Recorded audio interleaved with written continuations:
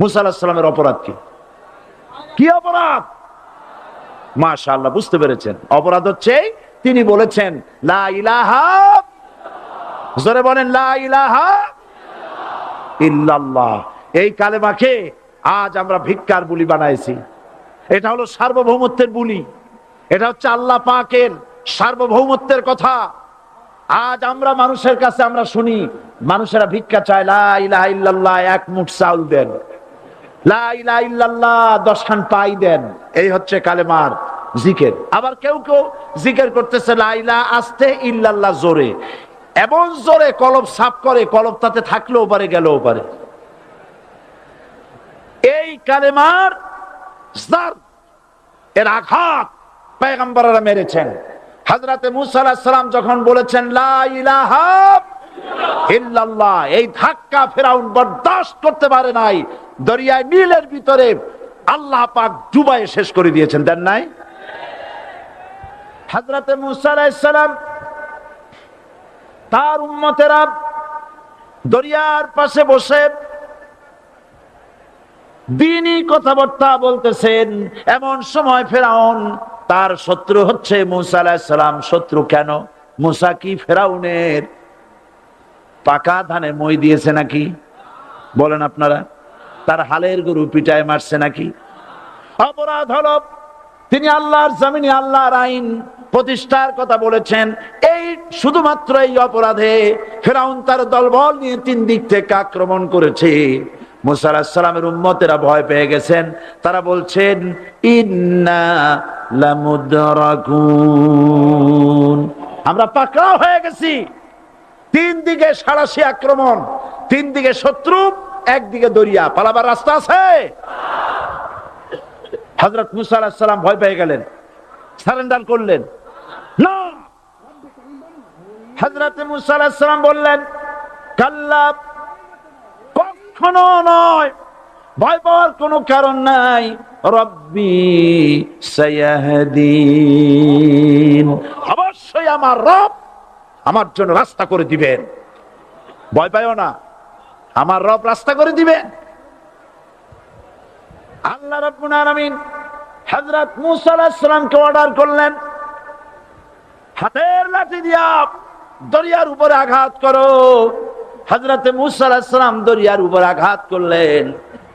রাস্তা ছিল দরকার একটার, এক বাড়িতে আল্লাহর হুকুমে লাঠি দিয়ে একটি আঘাত করার সঙ্গে সঙ্গে হযরত মুসার তার সঙ্গী সাথী দরিয়া পার হওয়ার জন্য দরিয়ার মধ্য দিয়ে আল্লাহ 12টা রাস্তা পয়দা করে দিলেন।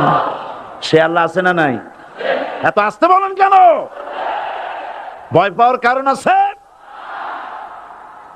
রাষ্ট্র শক্তি বাধা দিয়েছে সমস্ত নবীদেরকে। কেন? নবীদের চরিত্র খারাপ? জোরে বলেন, নবীদের চরিত্র খারাপ? নবীদের চাইতে মাসুম, বেগুনাহ, উন্নত চরিত্রের মানুষ আল্লাহর আকাশের নিচের জমিনের উপরে আর হয় নাই। তোমরা যে সব নেতাদের পিছনে দৌড়াও, অমুকের সৈনিক, নেতা নেতা করে মরো, এইসব নেতা যাদের পিছনে দৌড়াও, এই নেতাগুলি, আমি জিজ্ঞেস করি আপনাদেরকে, এই নেতাগুলি জীবনে একবারও জিনা করে নাই। এ ব্যাপারে অনুসারীরা আপনারা কি নিশ্চিত? মিথ্যা কথা জীবনেও কয় নাই, প্রতারণা করে নাই, ঠাট্টা করে নাই, বিদ্রুপ করে নাই, মদ খায় নাই, মানুষ হত্যা করে নাই। কিসের নেতা? নেতা হচ্ছেন সেই ব্যক্তি যিনি বলেছেন, ও আমার স্ত্রীরা, ও আমার সাহাবীরা, রাতের আধারে আমার মধ্যে যা আচরণ দেখতে পাও, দিনের আলোতে আমার মধ্যে যা দেখতে পাও, সবগুলি খুলে খুলে মানুষের কাছে বলে দাও। তার নাম বিশ্বনবী মুহাম্মদ রাসূলুল্লাহ সাল্লাল্লাহু আলাইহি ওয়াসাল্লাম।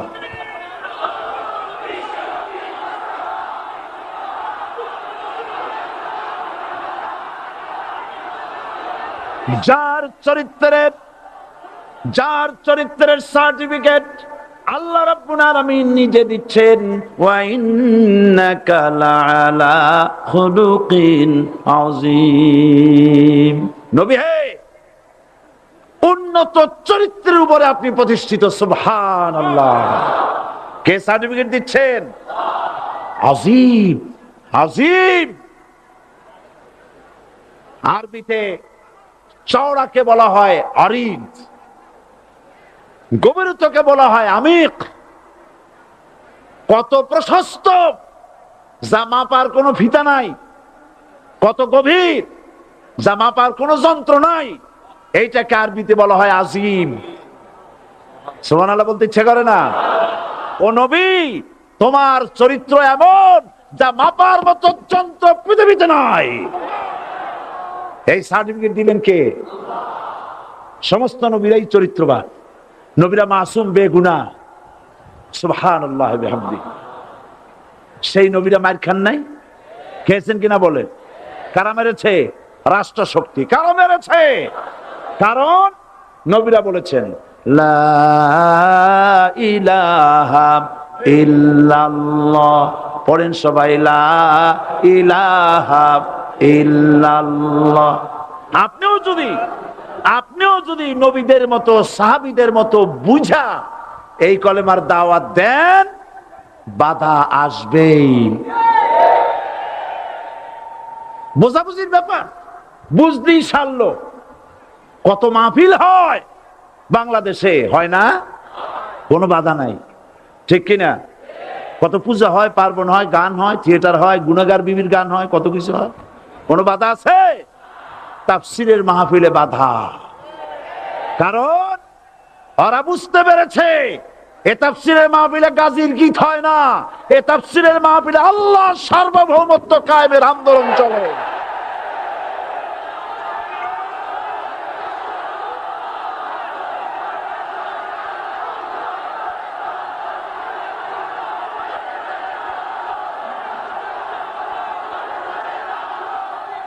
এবার দেখুন, এবার কলেমা বোঝেন, কালেমা বুঝুন। বঙ্গভবনের সামনে দাঁড়ায়া, গণভবনের সামনে দাঁড়িয়ে আপনি যদি কালেমার জিকির করতে থাকেন, লা ইলাহা ইল্লাল্লাহ, লা ইলাহা ইল্লাল্লাহ, লা ইলাহা ইল্লাল্লাহ, লা ইলাহা ইল্লাল্লাহ, 2-1 ঘন্টা, 2-4 ঘন্টা, দেখবেন অফিসাররা এসে বলবে, না জানি কোন খাজা বাবা আসছে, আসেন আসেন, নিয়ে খাইতে দেবে, হাদিয়া দেবে। যেহেতু যিনি পড়তেছেন উনি বোঝেন না কি বলতেছেন, আর যারা দাওয়াত দিয়ে নিয়ে গেল ওরা টের পায় নাই যে কি কি শুনে দাওয়াত দিতেছে। কিন্তু আপনি যদি বঙ্গভবন, গণভবন, সেক্রেটারিয়েট আর পার্লামেন্ট এর ভিতরে ঢুকে যদি বলেন, কোন মানুষের তৈরি করা আইন মানি না, কোন সরকারের সার্বভৌমত্ব স্বীকার করি না, কারো বিধান মানি না, কারো তৈরি করা আইনের সামনে মাথা নত করি না, আল্লাহ ছাড়া কারো বিধান মানি না, হাদিয়া আসবে, খাইতে দেবে, পকেটে টাকা দেবে, খাওয়াবে এক জায়গায় নিয়ে। কোন জায়গায়? লাল দালান।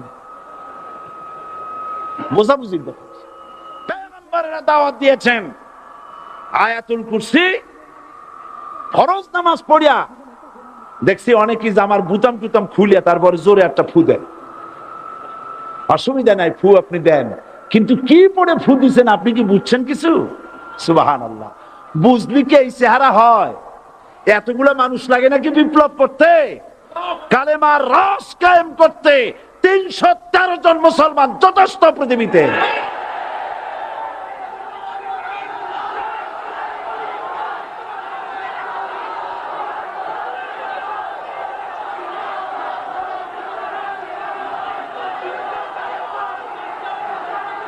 আল্লাহ পাক কোরআনে কারীমের মধ্যে আল্লাহ পাক বলেছেন, এমন একজন নবী পাঠাই নাই, ইয়া হাসরাতান আলাল ইবাদ, বান্দার উপরে আফসোস।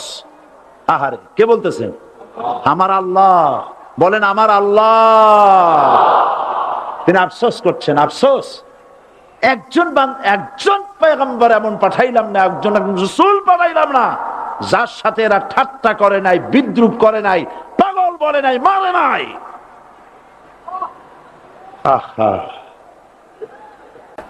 অপরাধ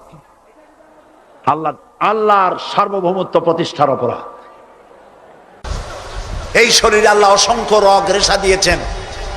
মাথা থেকে শুরু করে পা পর্যন্ত যতগুলি নার্ভ আছে সবগুলি নার্ভ ছিঁড়ে ছিঁড়ে যদি জোড়া লাগানো যায় পুরা পৃথিবী একবার ঘুরে আসা যাবে। সুবহানাল্লাহ করতে ইচ্ছা করে না?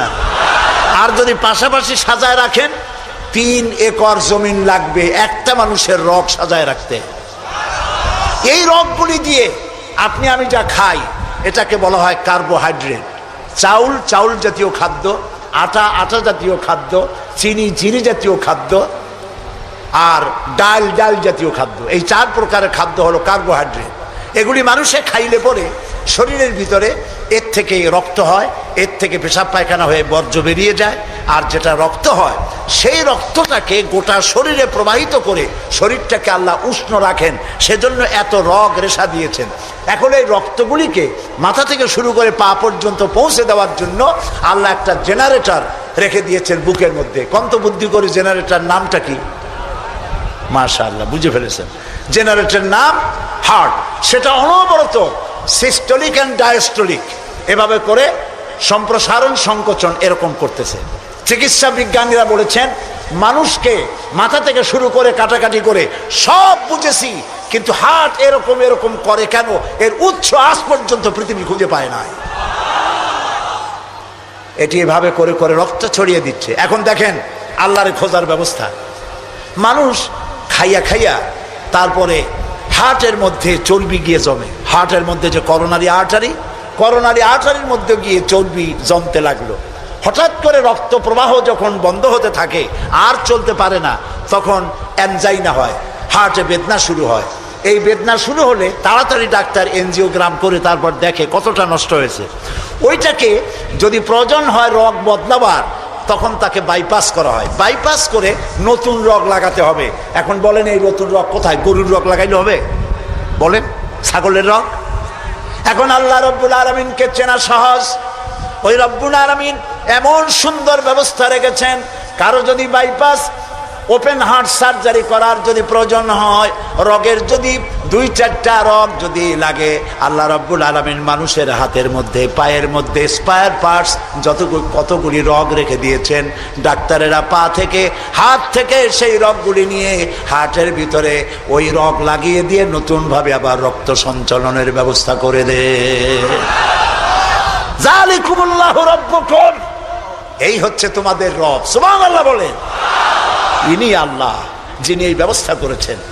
কিডনি লাগে একটা মানুষের জন্য কয়টা?